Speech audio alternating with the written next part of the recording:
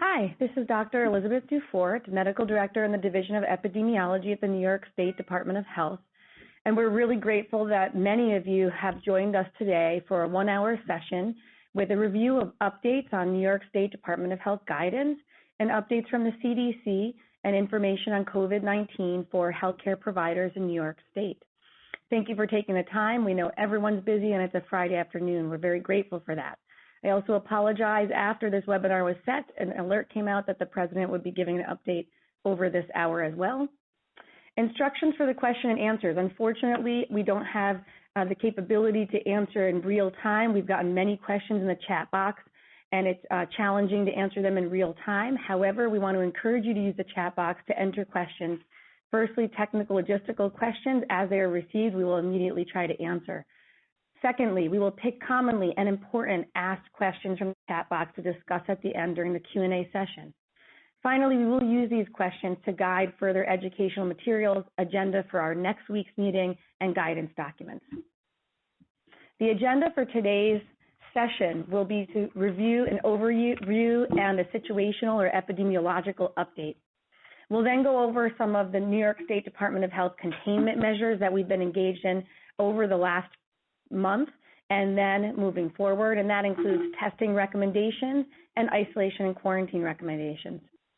And we then will review community mitigation strategies. We are now in a phase where this is critical, and it's important that all of our doctors, nurse practitioners, PAs, all of our healthcare providers statewide have an understanding, as this is not something we typically do in our practices on a regular day, but we often get asked these questions by our patients and our communities. And we'll have some time for Q&A at the end. So again, save the date for future calls. As usual, they will be Thursday from 1 to 2 p.m. with our New York City Department of Health and Mental Hygiene colleagues. The next two are listed there. We get a lot of questions about whether this will be posted. It's absolutely being recorded, will be posted on our webpage. That's available there, the link, in the next one business day. And if you're not receiving these email invitations or have a colleague who's asking for them, here's some instructions on how to receive our iHands notifications, which would both be the invitation to these series, as well as many other important health advisories and health alerts. So we encourage you, absolutely, if you're not on that, to make sure you get on that Health Commerce System notification. A little bit of a disclaimer, this situation is rapidly evolving, as is our understanding of this virus, and so all of the information presented today is based on what we know today and guidance from today. So bear with us as during outbreaks, and particularly this one, things will continually change, and that's the nature of an outbreak, and it's incredibly frustrating practicing in the field, in the hospital, in the clinic setting, but it is how often outbreak response works, but we'll do our best to try to get messaging out to you all. So the overall summary of the status globally. So as many of you probably heard, the WHO now considers COVID-19 a pandemic. And as of March 12th, globally, there were over 125,000 cases confirmed, 80,000 of those in China. Now 117 countries outside China with cases, with over 44,000 confirmed cases outside of China. And then over 3,000 deaths in China and over 1,400 deaths outside of China, sadly. And here, looking at the CDC website, again, you'll have to check back frequently when referring to this, as things are changing rapidly. But we see here that they've developed a map approach to indicate areas with widespread, sustained spread, and restrictions on travel to the United States. And then in the lighter, that's the darker red, darker orange, widespread, sustained spread, then lighter orange, sustained spread, light yellow, limited, and areas in gray are where there's no reported data available. So we see here that China, Iran, and most of Europe are identified as widespread, sustained spread. And there are restrictions on entry into the United States and level 3 travel alerts or travel warnings. South Korea, widespread, sustained spread, level 3. And here you can see our U.S. map. Total cases in the U.S., we are now up to 1,215 with 36 deaths. And this is being reported from 43 jurisdictions, 42 states, and the District of Columbia. You'll see that 125 have been identified as being travel associated, 102 as being a close contact of a confirmed case, and a large number under investigation. And in this way is assumed to indicate a significant number via community transmission. And what's the situation status in New York State? We wanted to put a map up here so you could get a sense of the density of our cases. And there's a listing of the counties on the left. This is available on our webpage. And of course, again, we'll be changing rapidly. But we now have a total of 325 cases, 95 cases in New York City, 230 outside of New York City, with Westchester County bearing the brunt at 148. Also, Nassau and Suffolk counties having significant numbers. So we all know that the novel coronavirus from December 2019 is now being called COVID-19. But I do just want to, in the background here, make sure that everyone is aware that the folks who name viruses established that this is virologically closely related to the SARS-CoV virus. And so the virus itself has been named SARS-CoV-2. We generally try in our messaging to the lay public to avoid the two different terms, as it can be pretty confusing, and COVID seems to be more readily used among patient groups and the lay public. But I am highlighting this for you because as we delve into testing, which we will delve into now, test results will be listed as a test result for the SARS-CoV-2 virus. And so that's important to be aware of. So epidemiological updates, many of you have heard this before, but just to get everyone on the same page, the virus is felt to be spread primarily via respiratory droplets produced when an infected person coughs or sneezes, and droplets land in the mouths or noses of people nearby, similar to influenza and other respiratory viruses. Notably, the virus is believed to be able to survive on surfaces and therefore spread, like with influenza and other respiratory viruses, by touching a surface or object that has the virus on it and then touching your own mouth or your nose or your eyes.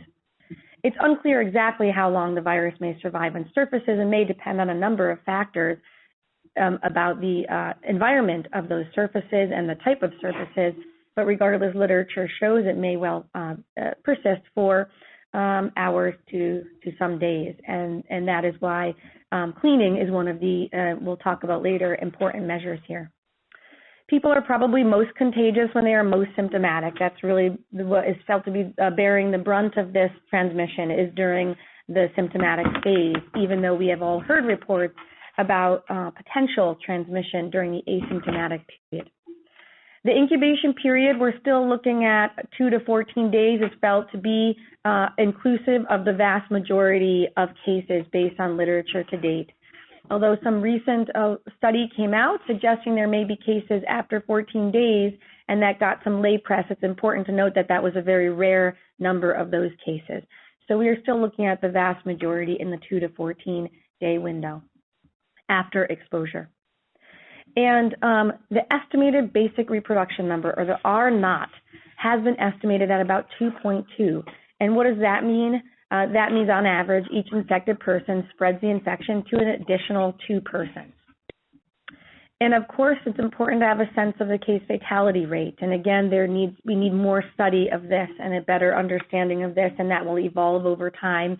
But literature to date suggests it's been some literature in the 1 to 2% range, and there's some suggestion that as we test more mild or asymptomatic individuals, it may well be in the less than 1% range. South Korea does extensive amount of testing, and they had more in the 0.6% range, unlike some other global settings where they may be testing more severe cases, and then that bias skews to a higher case fatality rate, such as in Iran of about 4.4%. So overall, it's felt to be probably less than 1% to 2%, and we don't have an exact number yet. But let's compare that with a severe influenza season of 0.1%.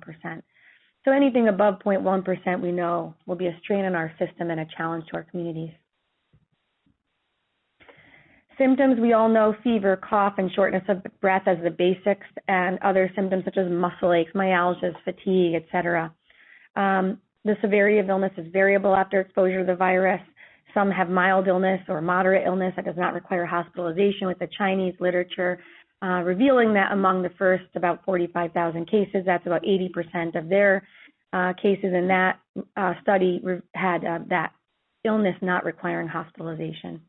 And then the other 20% had illness requiring hospitalization, with a smaller percent in the single digits of organ failure and death. So importantly, we need to talk about testing, because a lot has evolved over the last week and two, and it's really important that you all on the front lines have a sense of where we are at with testing. So firstly, this has been already talked about before, but really important to reiterate for the patient population that we serve, as well as other clinical staff, that it's important that they understand that diagnostic tests for typical seasonal coronavirus, such as a respiratory viral panel, such as a BioFire, that reveals coronavirus, are not useful in either diagnosing or excluding novel coronavirus COVID-19. Some patients may be tested with the RVP appropriately and reveal coronavirus on that result on the standard clinical testing, and that is, we have to be clear to patients, not COVID-19, and as much as possible encourage our lab directors to make that clear in the resulting process. So as we all know, for a little while, testing was limited, and it's really ramped up. So let's go through that.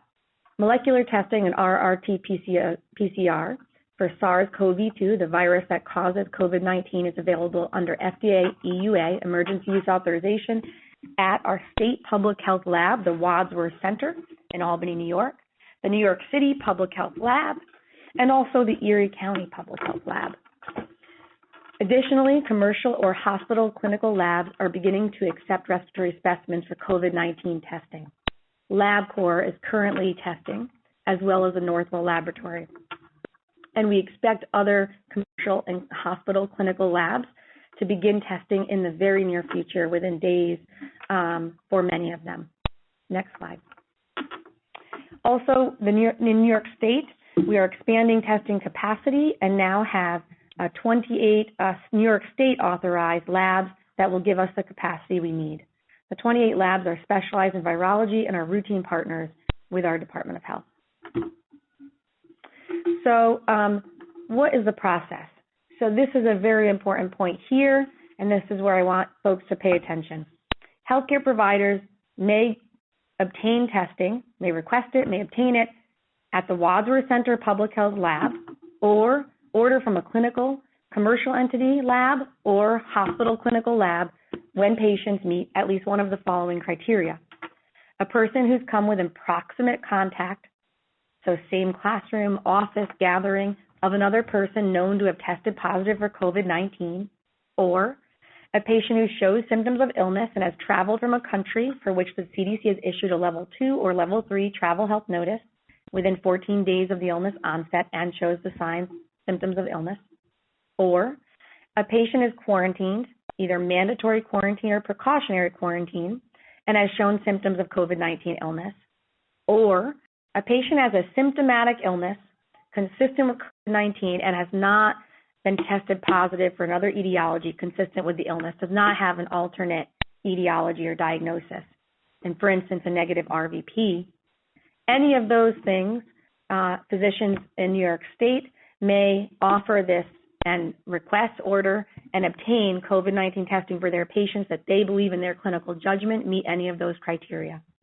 Additionally, testing may occur in other cases that don't meet these exact criteria if it's warranted as determined by the treating clinician, along with public health officials. So how do we make this judgment? As typical clinicians should use their judgment, as with other tests, to determine if the patient has signs and symptoms compatible with COVID-19 and to establish whether testing should be pursued. Decisions on which patients receive testing should be based on the clinical presentation and the local epidemiology and the clinical course of the illness. Most patients, as noted, will have developed fever or symptoms of acute respiratory illness.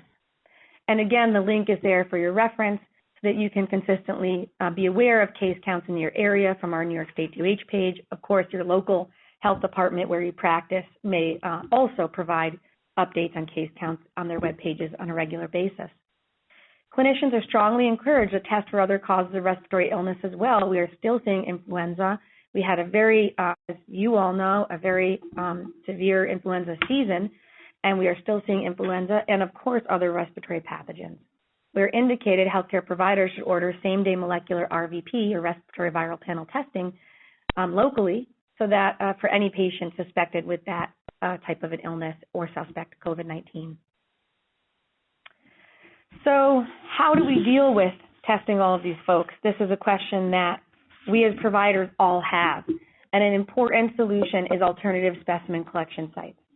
For patients who do not require the clinical care of a healthcare setting, either inpatient or outpatient, but require or warrant testing for COVID-19, the New York State recommends that healthcare providers seek out alternative specimen collection sites in your locality.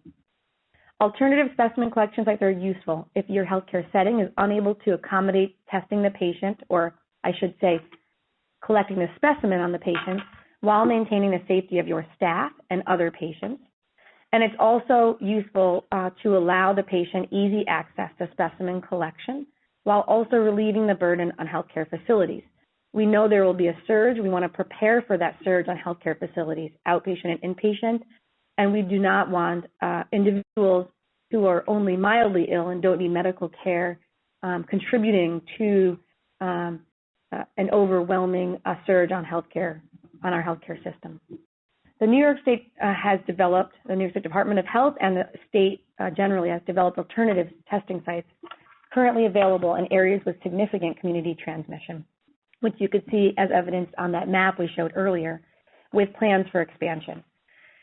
These things are changing on a daily basis, so I think the best way to find out if there's an alternative collection site in your area and you're not aware is to call your local health department or to call us at the state health department for guidance on where, the location, the time, etc.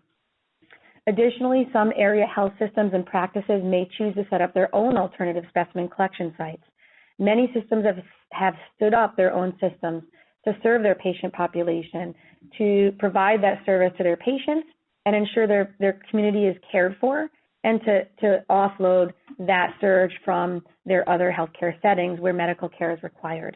So check with your local healthcare system to see if that's already available, if you're affiliated or nearby a system or a practice. And if you want to consider engaging in standing something up, we are available to discuss how we can support you in your setting to stand up an alternate site location. I just want to mention that, this is an important, very important piece, and we've seen multiple office closures already because they are eager to test their patients, but they have not the right protective gear on hand. And so the staff get exposed, the physician get exposed, and therefore a lot of healthcare workers needed to be sent into quarantine, and this is certainly not helpful. So if your office is not set up for something like that, please refer the patient to the testing site that Liz was just mentioning. And if there's no testing site in your location yet, there are clearly some areas in New York State with maybe less population density and less community transmission right now that may not have that ability. However, if you're interested, please reach out to your local health department, reach out to us at the state health department. That was Dr. Marcus Friedrich from our Office of Primary Care and Health Systems Management. Did I just... Quality and patient safety. I just gave you the wrong office. I apologize. And reach out because we'd be happy to see how we can support. Some individuals there are some outdoor areas with a tarp that protect the patient and the staff, but allow for testing of mildly ill individuals. And there are other alternate options, and we have protocols and things like that that could be shared, and we could assist in other ways. One more comment from Dr. Emily Lutterloh. I will get her office right. She's from the Bureau of Healthcare Associated Infections. Thank you, Liz. I just wanted to emphasize the importance of source control. If you do have these patients in your office, please get a face mask on them like ASAP, as soon as you possibly can. And it's even better like if your receptionist has one on too. We've had some situations where we've been able to keep some office staff in the low risk category because the patient and the healthcare worker were wearing a mask, as opposed to the medium or high risk where they're furloughed. So please keep that in mind. And when you say the receptionist should wear a mask, you mean to say when a suspect patient comes in, who establishes their right away says that they might have respiratory issues and fever. The patient needs a mask, and ideally, especially if the receptionist is going to be talking to them for a minute or two, also a mask. Thank you. Okay, next slide. And along the lines of an alternate specimen collection site, this is a press release that just went out within the last hour before this webinar. But this is about the state and Governor Cuomo opening the state's first drive-through COVID-19 mobile testing center in New Rochelle in Westchester County. This is in partnership with Northwell and BioReference. The mobile testing center will test up to 200 people today and up to 500 people per day in the coming days. New Rochelle residents can call the number listed here to make an appointment. And in addition to testing at this site, BioReference Labs will conduct 5,000 tests per day for New Yorkers, 5 times the state's target goal that was initially established when the outbreak first came to New York. And more details to come on other sites like this statewide. Okay. Now, all of that discussion was for those folks who may warrant testing, however, do not require medical care. They're not significantly ill.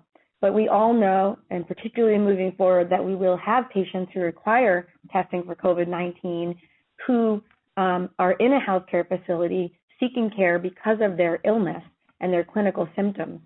And additionally, even in the outpatient setting, without significant illness, we may have patients who have mild illness but have significant public health exposures. So particularly when specimens are essential for a public health response or other timely patient concerns, there may be approval for public health to expedite transport to Wadsworth Center for testing. And in fact, actually, I shouldn't say it may be approved. It's available for public health to expedite transport to the Wadsworth Center for testing. So discuss testing for the Wadsworth Center with public health, with your local health department or the state DOH. These things may be important, for instance, if you have an ill healthcare worker, even if that illness is mild, but they've been working while sick, we have to really do our best to protect our vulnerable patients in hospitals and protect spread in that setting. If it's a patient who's not a healthcare worker yet, went while ill to a healthcare exposure and PPE was not adequate, they exposed other patients in the healthcare setting. School exposure may be along these lines important.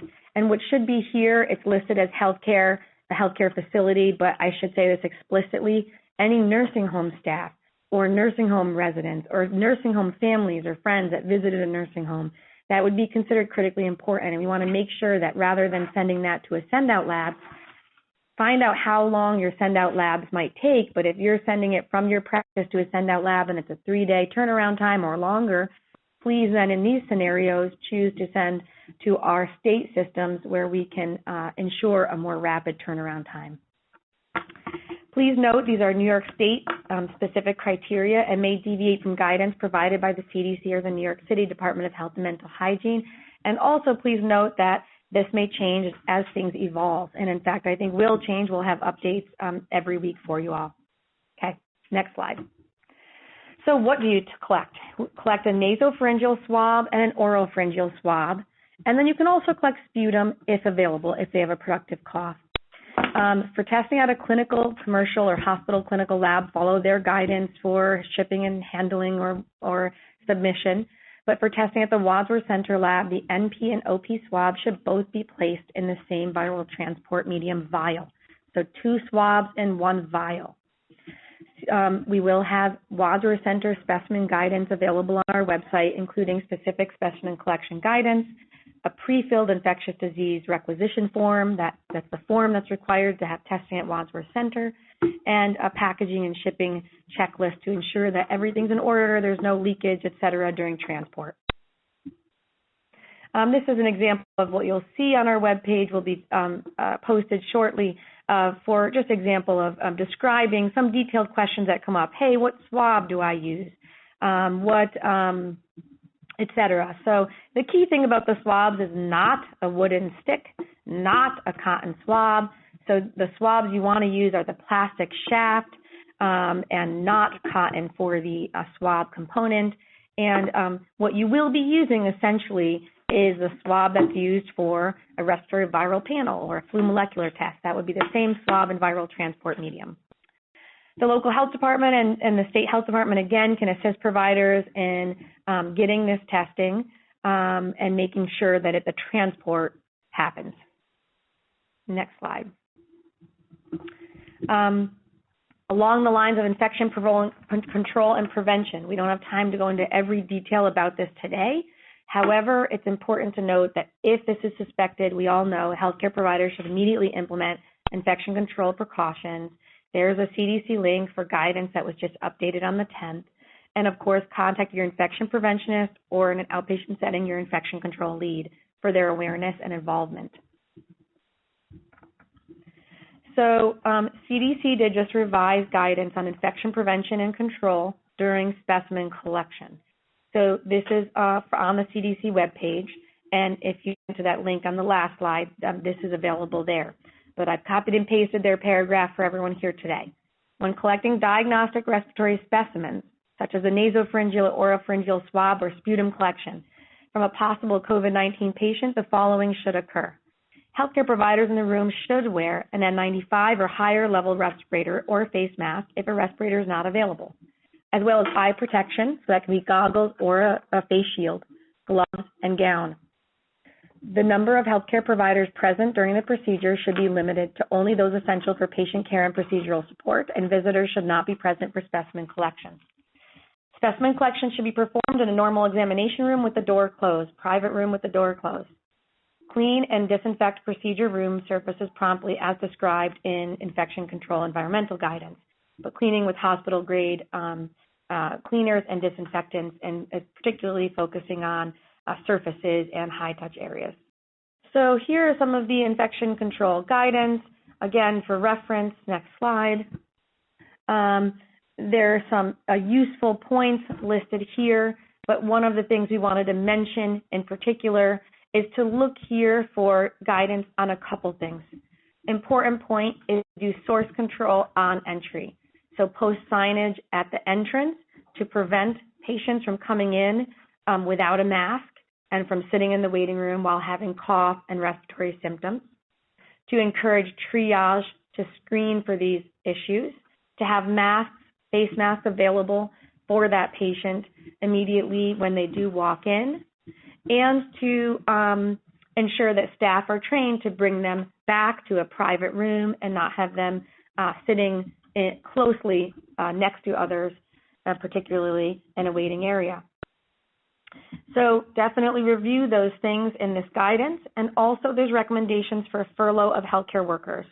And again, as Dr. Friedrich mentioned, it can be a strain on our healthcare system to have our healthcare providers furloughed, so we really want to make sure that they know how to best stop that exposure from the start, and then once the patient is inside, the proper PPE to wear to prevent any furlough of healthcare workers. Next slide. And here's an example of some signage available on our webpage. This one in particular that is copied and pasted is for visitation to a nursing home. So very soon we'll have signage posted, or you may find others that you prefer, may have some that you already have for healthcare settings, not a nursing home as in here, but really saying to visitors, don't visit a healthcare setting, and in this case, a nursing home. If you have any of these conditions, for the nursing home, it's even more stringent, the conditions. And then for the healthcare practice, there also is a sign for patients. Call ahead, ask triage what to do if you have these symptoms so you don't expose others. Ensure facility policies and practices are in place to minimize that exposure early on with both signage and triage for both patients and visitors. Okay, next.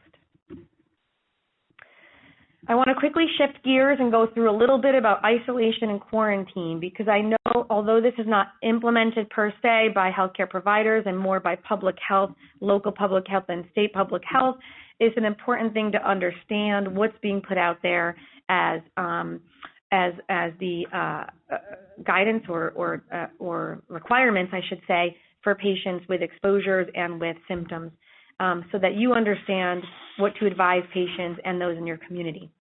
Firstly, this is relevant to healthcare providers. If you are testing anyone, they're considered a suspect case, obviously, and then you must advise patients undergoing testing for COVID-19 to self-isolate until testing has resulted and COVID-19 is ruled out. If COVID-19 testing results are positive, patients must be continued on mandatory isolation, as noted in the definitions below that we'll get to. This link is for a CDC patient handout on self-isolation, which is very nice, and that can be used either for those who are suspect COVID-19 cases or confirmed, and it gives them instructions on how to isolate themselves at home. If a patient doesn't have a home situation amenable, then call the local health department. If a patient was on mandatory or precautionary quarantine when tested and the results are negative, healthcare providers must advise patients to continue that quarantine until 14 days after last travel or exposure to that known case or that risk. And that is a source of confusion for lay folks. They may think, our patients may think if their test is negative, they're in the clear, but we all know that a negative test earlier on, when they say some patients who are tested for close contact who don't have symptoms might be negative, and then in 2 days they may develop symptoms. And so they really need to be on quarantine for the full 14 days after their exposure. If a patient was not previously on quarantine and was tested for the illness because they had an illness consistent with COVID-19, but there was no known travel to a high-risk area and no known exposure to any cases, then once the results are negative, of course, then it has been ruled out and the patient may be advised that they no longer need to be on home isolation. And just to review, here's the link to the New York State COVID-19 interim containment guidance, precautionary quarantine, mandatory quarantine, and mandatory isolation. This is implemented by public health. Just for awareness, mandatory quarantine or isolation is for patients with confirmed COVID-19, whether symptomatic or asymptomatic. Asymptomatic persons who've been in close contact, for example, within 6 feet of someone who's a known case. And this would be for 14 days. The individual who's a patient, there's guidance there on how isolation and when isolation can be discontinued. And for patients who have traveled to a CDC level 2 or 3 health alert country and they're displaying symptoms, they would be on mandatory quarantine or isolation. Precautionary quarantine or isolation would be for the asymptomatic traveler to a high-risk area, the asymptomatic person with proximate exposure but not direct close contact. And if there's any questions about any of this, call your local health department of the patient's residence to see about their monitoring and movement restrictions. Next slide. At this time, a shift, of course, is happening, as we all are seeing, to both maintaining this dual simultaneous response, a continued aggressive containment strategy and case-based control measure, such as isolation and quarantine implementation and rapid identification and testing of new cases to limit spread, and also preparations to implement community-based mitigation measures and non-pharmaceutical interventions, or NPIs, must be done at this time to slow spread and reduce impact. Your healthcare setting, in conjunction with your local health department and community partners, if not already engaged in this activity, should initiate your preparedness plan to make sure you're ready. This is a nice resource. This was developed in 2017 for pandemic influenza, but is a major review of the literature on community mitigation strategies by CDC and the MMWR, and is a useful resource that is relevant to COVID-19.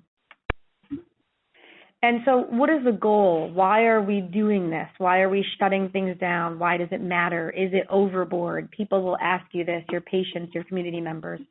This is the aim. The dark purple is what we expect, particularly based on what we've seen from models with past outbreaks and epidemics, but also what we've seen in China and Italy and Iran. And we expect a high peak and a large exponential growth. And what we want with social distancing and community mitigation measures is to blunt that curve to look like that lower curve there, the slashed line, the purple curve there, so that we have a less aggressive, overwhelming number at the same time of individuals infected with this virus. So our goals are to delay exponential growth, provide more time for healthcare system readiness, allow our flu season and respiratory season to end, so that's not on top of COVID-19. And eventually we aim to decrease the height of the peak to ease peak demand on the healthcare and public health system. And ultimately the goal, of course, is to reduce the total number of cases and deaths. Next slide.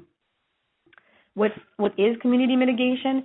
Patients can be counseled on personal NPIs, which include everyday recommendations such as staying home when ill, except for necessities in medical care, practicing respiratory etiquette, coughing and sneezing into the shirt sleeve or a tissue, not touching eyes, nose, and mouth, frequent hand hygiene with thorough washing with soap and water or alcohol-based hand sanitizer.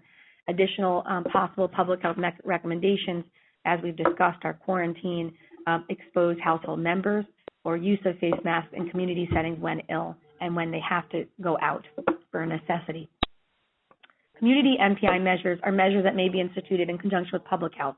These are school and work closures and things such as dividing out classes, working remotely, social distancing to increase distance to more than 6 feet between people, modifying, postponing, and canceling mass gatherings. And environmental NPIs or non-pharmaceutical interventions include frequent cleaning, disinfection and cleaning of frequently touched surfaces and objects. Social distancing measures are aimed to reduce virus transmission by decreasing the frequency and duration of social contact among persons of all ages, reducing face-to-face contact. Multiple measures should be implemented simultaneously. We want to increase the distance between people to more than 6 feet and at least more than 3 feet when that's not feasible. Separate 6 people ASAP, send them home. Schools, colleges, universities divide classes, space desks, do distance learning options, and allow students who are not able to complete the semester abroad to have flexible ways of continuing that, or not able to complete their semester, Workplaces offering telecommuting and replacing in-person meetings with teleconferences and modifying, postponing, or canceling mass gatherings as mentioned. Next slide. School closures and dismissals. I'm sure many of you, especially those that care for pediatric patients, but even other healthcare providers, have a lot of questions about this. I'm going to go through some basics, and there's more information on the New York State Department of Health website on school guidance for COVID-19, on the SED website, New York State SED, and on the CDC website. They just updated school guidance and have an algorithm for school closures available. However, let's go through some basics. There are different types of school closure actions. Selective school closures and dismissals may involve specific high-risk schools where children are at particular high risk, child care less than age 5, or certain medical conditions children are in a school together. The goal is to protect those high-risk persons. Not necessarily, these actions are taken not necessarily to reduce the community virus transmission. Reactive school closures and dismissals are when many students or staff are ill and there are not enough staff to ensure the safety of the student population. This, again, may not affect community virus transmission. It's a bit after the fact. It won't slow transmission. It's after the fact, but required for the safety of the students. And some people are familiar with this from flu periodically in the past, with elementary schools, for instance, being periodically closed due to this reason. Temporarily closed, I should say. What we're dealing with now is preemptive coordinated closures and dismissals. And this is done when closure when all staff and students stay home, or dismissal when staff report but students stay home for distance learning. And the attempt is to do it preemptively before that peak on that curve, because that's the time to engage in community mitigation and social distancing strategies to try to blunt that peak. And this can be coordinated into simultaneous or sequential closings of schools or higher education institutions, and we've all heard about this in the lay press. And the length of closure is determined by the objective. To gain time for an assessment of transmissibility in early stages of an outbreak, it may be for 2 weeks. And this is not a plan right here, but these are from that document that other attempts at affecting the outbreak in certain settings may involve longer closures if needed. So what are we doing in New York State? New York State steps for density reduction. So A major one that was announced yesterday, to reduce the number of people in a contagious environment, there can be no gathering of 500 people or more. From 0 to 500, we're reducing the occupancy to 50%. So 50% of the seated capacity of a facility for a gathering is required. Of course, there are exceptions for this with schools, hospitals, nursing homes, and mass transit. School closings, as you have seen, have occurred. Several districts across the state have closed, and others will be closing. This is done between the school district, SED, and public health authorities, and the New York State government input and requirements. Many schools have canceled sporting and large group events and non-essential activities. Questions or concerns about any of this, contact your local health department. If you're unable to get in touch, here are some phone numbers here. This number would be for not general questions, but specific to any situations of public health concern or patients of concern. Resources. Our webpage, here at the top of our webpage, you can refer patients to this, is a hotline. This is not for healthcare providers to call. These are not healthcare workers manning the first phase of the hotline. This hotline is a resource to try to offset our healthcare system and the local health departments from having to answer common questions and frequently asked questions. So you can send the general public here for general information and questions about coronavirus. And of course, check our webpage. Please note there is a tab at the top. I meant to put it in this slide. I apologize. I can add it for when we post this. There's a tab at the top. That's a purple tab. That is information for healthcare providers. Please click on that and you'll find all of the advisories, webinars, printable materials, etc. And please note that we will put out an advisory with all the information from the slide set today very soon, and it will be posted there as well. The CDC page, of course, is essential to use for updated information. And we can now have about 15 minutes for any questions. We do have someone manning the chat box, so Dr. Friedrich, if you could give us 1 or 2 questions to start. Great. Thank you, Liz. I also want to make people aware that we have a special mailbox especially for healthcare providers. I will read that. It's called COVID Provider Info at health.ny.gov. Again, one word, COVID Provider Info at health.ny.gov. We can probably not get back to everybody individual, but we will use the responses that we get and the questions we get for addressing those in our webinars and also making sure that the appropriate people get that information. There are a lot of questions about masks and personal protective equipment. I just want to let you know, I clarified this morning, if you are in need of masks and healthcare providers are desperate in need of masks, please contact your county emergency management center, EOM. Every county in New York State has one. They are collecting these orders and sending it to the state EOM. These orders are prioritized as we speak. The turnaround time, as I heard this morning, is about 1 day. And that for these from the local to the state, we can assess where are these stockpiles needed. We have masks at the state level. We just have to go through these channels to make sure that everybody in your facility and yourself can get access to it. So please contact the local emergency management center. There were a couple of questions, and I will just rattle out how to store swabs when you take them. Oh, okay, that's a great question. We have a guidance document which we will have posted on our webpage as soon as possible. That has very specific guidance, but essentially what you'll do is use the swabs, and again, the proper swabs are laid out there. Put the 2 swabs, if it's for Wadsworth Center. If it's for another lab, check with them. The NP and the OP swab for Wadsworth Center can go in the same vial, as well as for the New York City PHL, that's the same as well, can go in the same vial. And then what you'll need to do is store that at refrigeration. So that's about 4 degrees centigrade, I believe it is, and it's in that document. I believe it's 4 degrees. 2 to 8 degrees is the range. That's what your lab would consider just refrigeration. And so not frozen, but not room temperature. Have your lab refrigerate it, or your clinic, you can refrigerate it. And then during transport, it should be transported with cold packs. They're merely these frozen cold packs.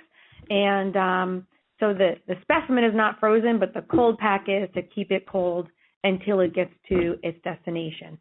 There may be specific requirements for shipping, et cetera, for the commercial or clinical lab entities, of course, check with them. We will post the requirements for handling and transport for those for Wadsworth Center, but those other labs should have similar guidance. Yeah. Does that answer that question? Yeah, that is great. Thank you. The other question that we are getting here. No dry ice, no wet ice, right, by the way. That is a good clarification. If one of my patients calls and, showing signs and symptoms, I don't think it's very high priority, and I recommend voluntary quarantine. Do I have to contact the local health department or state health department, or, does that, how does that work? Yes, please do contact public health authorities. They should be aware of everyone quarantined in their jurisdiction, the local health department. If there's any trouble getting in touch there, call the state health department and we will get that message to them or assist in any way possible. Now, I will say, though, that at this time of high burden public health response, it may be challenging to get in touch with these limited number of public health professionals that are available and are pulled to outbreak response. And if that is challenging to get in touch, that is why I wanted to share with you all what kind of fact sheet you can hand to your patients to make sure that they understand home isolation until their results come back, because they may not end up being positive, may not be the highest priority on the list for the public health authorities when many will end up being negative, but they certainly should be engaged in home isolation until that is resulted. Does that answer that question? Yeah, that is great. Another question, like if one of my patients has a confirmed or is a confirmed COVID-19 case, how long is the isolation? And you mentioned that, and yes. Just for clarification, great I think question. it's That's available on our webpage under the tab. Press on the tab for information for healthcare providers, and on that page, go to advisories. And there's an advisory that was sent out about, I want to say 4 days ago, although time is all a blur. And that advisory is a very quick and easy read that stipulates, sorry about that, that stipulates the requirements. So at least 7 days have to have passed from the first positive in question, the first positive establishing that is a confirmed COVID-19 case that requires home isolation. So at least 7 days from that last positive test, and resolution of fever without, hold on one second, can you just answer that until I'm busy? Resolution of fever without antipyretics, and resolution of symptoms or significant improvement. There may be a very small amount of a lingering cough, but as long as 7 days have passed and there is significant improvement or resolution of symptoms. And then a swab, NP and OP, should be performed for SARS-CoV-2, for COVID disease. And then again, you need two negatives 24 hours apart. Right, that clears that up. You put a lot of emphasis on how we can protect our staff and our offices. And one of the, one of the things that you mentioned is that, like, the receptionist should wear a mask. Can you identify, like, what kind of mask she should be wearing, if possible, in the ideal case? Yes. So Dr. Lutterloh was referring to a basic face mask, or some will call it a surgical mask. Some call it a sort of ear loop mask. Was what was being referenced to assist to mitigate the exposures and to decrease any healthcare worker exposures where we have community spread in New York State, and there may be individuals entering. So I think Dr. Lutterloh is not saying they always need to wear it, but rather if a patient calls and says, I'm coming in and I'm concerned I have COVID-19, they would be advised, put on a mask outside. If they already have one, if they're in quarantine, they should have one. If they don't have one, have an individual such as a healthcare worker, or if the receptionist brings them a mask and wears their own mask face mask for protection for that brief interaction of then bringing the patient past the waiting room to the private room with the door closed. Right. Thank you. There are a couple questions about what is the cost of the COVID test, and therefore, I assume, and I saw already that the Department of Financial Service, which regulates most of the commercial space, but also Medicaid, is paying for this. Can you comment on that? That is a great question, and I wanted to add a slide about that, but knew that I'd be running out of time here. But we do have guidance available on our webpage in the form of a Medicaid letter explaining that on the healthcare provider tab under the box guidance, and that at the near the top is a Medicaid letter outlining some of this. Overall, key points are that patients should not have any copay. So, and anyone who has no insurance can be tested for free at Wadsworth Center. Any other points, Dr. Friedrich, you want to add to that? No, I think that's... And we can maybe in a future webinar go a little more in depth into that for clarification for anyone. Yeah, thank you. There are a couple of questions about telehealth. I was in contact yesterday with the Department of Financial Service, so they will come out today or on Monday with an emergency regulation that will reimburse you for telehealth services to your patients, similar or at the same reimbursement rates as patients' visits. So that is kind of what they mandatory on the commercial side. On the Medicaid side, there already are there is one guidance out, but we will highlight that also in the future. Again, it's about source control and keeping patients safe. You don't want, if you don't have the equipment, to have these people come to your office. So I think that is overall. So those are my high-level questions. I think we are almost at the top of the hour. Again, like some people mentioned again, the website, we have it here. The slides will be shared, will be put on our website. Again, the mailbox, COVID provider info at health.ny.gov. Otherwise, thank you all for your time. Thank you, and we'll continue with our weekly Thursday session. Sorry about the change here, but have a good weekend, and thank you for your time. Yeah, thank you, everybody. Don't.